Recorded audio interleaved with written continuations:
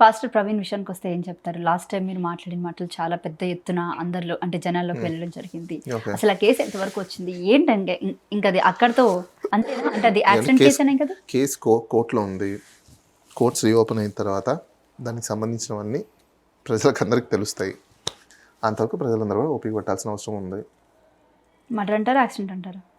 Sir మాకున్న information ప్రకారం కోర్టులో ఫైల్ చేసిన ప్రకారం we have a doubts. And more over పోలీసులు కూడా ఆంధ్రప్రదేశ్లో ఈ మధ్య కాలంలో అక్రమ కేసులు. నేను ఒక క్వశ్చన్ చెప్తాను, చాలా సింపుల్ క్వశ్చన్ మిమ్మల్ని అడుగుతాను, మీరే డిసైడ్ చేసి చెప్పండి. ప్రవీణ్ పగడాల వాళ్ళ ఇంటి దగ్గర నుంచి ఎప్పుడో 10 చిల్లరకు 11కు ఎప్పుడో బయలుదేరాలని చెప్పారు. అక్కడి నుంచి ఆయన యాక్సిడెంట్ అయిన ప్లేస్కి 11 చిల్లర నైట్ ఎప్పుడు అయిందన్నారు. హోల్ జర్నీ 12 గంటలు తీసుకుందాం, అవునా? 12 గంటల జర్నీలో బేసికల్గా హైదరాబాద్ నుంచి రాజమండ్రికి వెళ్ళడానికి ఎన్ని గంటల జర్నీ పడుతుంది చెప్పండి మీకు తెలిసి? హైదరాబాద్ నుంచి రాజమండ్రికి 7-8 అవర్స్ ఐ థింక్. 8 అవర్స్ వేసుకుందామా? 8 అవర్స్ లేదంటే 7 వేసుకుందామా? 7 and 8 ఓకేనా? ఇప్పుడు అందులో 12 అవర్స్లో 3 అవర్స్ ఎక్కడో విజయవాడ దగ్గర ఆయన స్టక్అప్ అయిపోయారు అన్నారు. -3 చేద్దాం, ఎన్ని అవర్స్ మిగిలాయి? 5 అవర్స్. వాట్ 12 నుంచి -3 చేస్తే ఎంత మిగులుతుంది? 12 నుంచి -3 9 అవర్స్. ఓకే, ఇప్పుడు 9 అవర్స్లో మళ్ళీ ఆయన యాక్సిడెంట్ అయిపోయి కింద పడిపోవడం, మందు కొనుక్కోవడం, టైం పాస్ చేయడం, ఇవన్నీ జరిగాయా? ఇక్కడ చిన్న చిన్న మీటింగ్స్ అంట ఇవన్నీ జరిగాయి కదా, వాటికి ఎన్ని అవర్స్ తీసేద్దాం? 2 అవర్స్. 2 అవర్స్ తీసేద్దామా? 9 నుంచి 2 పోతే ఎంత? 7 అవర్స్. ఇప్పుడు మీరు అనుకున్నట్టే 8 or 7 అన్నారు.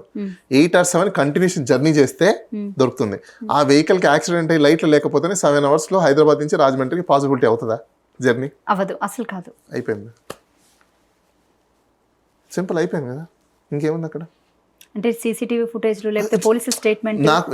నేను మీకు సింపుల్ అనాలజీ చెప్పా. మీకు ఏం అనాలజీ చెప్పా? Time analogy. Post mortem report కూడా తప్పపట్లేం కదా. నేనేం చెప్తున్నాను మీకు, నేను సింపుల్ టైం అనాలజీ చెప్పాను. ఈ టైం అనాలజీలో పాసిబిలిటీ ఉందా నాకు అది చెప్పండి ఫస్ట్. ఉండదు.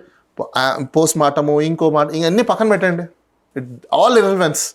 నా సింపుల్ క్వశ్చన్ ఏంటంటే ఈ టైమింగ్ గ్యాప్లో నేను చెప్పింది జరుగుతుంది అనేది హైలీ ఇంపాసిబుల్. ఇంకా అది జరిగిందంటే నాకు తెలిసి పైనుంచి ఏదైనా పెద్ద శక్తి వచ్చి చేసి ఉండాలి. రైట్. ఈ మధ్య కాలంలో పోలీసులు కూడా ఆగడాలు బాగా ఎక్కువైపోయాయి. అంటే ఉన్నవి లేనట్టు లేనివి ఉన్నట్టు ప్రజల మీద అక్రమంగా దళితుల మీద బేసిక్గా కేసులు పెట్టడం జరుగుతుంది. అంటే గవర్నమెంట్ చెప్పినట్టు పోలీసులు చేయడానికి నిజంగా రైట్ ఉంటుందా? అలాగా అలా ఉండదండి. ఇప్పుడు కూడా క్రైమ్ని బేస్ చేసుకొని పోలీసు వాళ్ళు కేసులు కట్టాలి కానీ అంటే దళితుల మీద అంత అక్రమంగా ఎందుకు ఈ మధ్య కాలంలో ఇంత పెద్ద ఎత్తున కేసులు పెట్టడం? కానీ మేనిఫెస్టెడ్ కేసులు కడితే మాత్రం పోలీసు వాళ్ళు ఉద్యోగాలు పోతాయి. అది బయటపడిందంటే పోలీసు వాళ్ళు ఉద్యోగాలు పోతాయి, డెఫినెట్గా తీసేస్తారు. వాళ్ళు రిమూవ్ ఫ్రమ్ సర్వీసెస్ చేస్తారు. It's not that easy. ఎందుకు అంటే మేబీ వాళ్ళ పొలిటికల్ బాసెస్ డైరెక్షన్స్ అయి ఉండొచ్చు, లేకపోతే ఎమ్మెల్యే లోకల్ డైరెక్షన్స్ అయి ఉండొచ్చు, వేరే చోటా మోటా లీడర్స్ ప్రెషర్ అయి ఉండొచ్చు, వాట్ ఎవర్ ఇట్ మేబీ, రకరకాలు ఉంటాయి. మరి ప్రజలు ఇబ్బంది పడుతూ ఉంటారు కదా. సో వాట్ అయితే కోర్టులు వేసింది ప్రజలకు తెలియాలి. ఎన్నిసార్లు మీరు అదే అంటే దళితులకి బేసిక్ గా నోరు పెద్దగా ఉండదు, వాళ్ళ మాట ఎక్కడ చెల్లదు. వన్ థింగ్ నోరు మాట చెల్లలేదు అన్నప్పుడు మీ ఓటు హక్కుని వినియోగించుకోండి ప్రాపర్గా.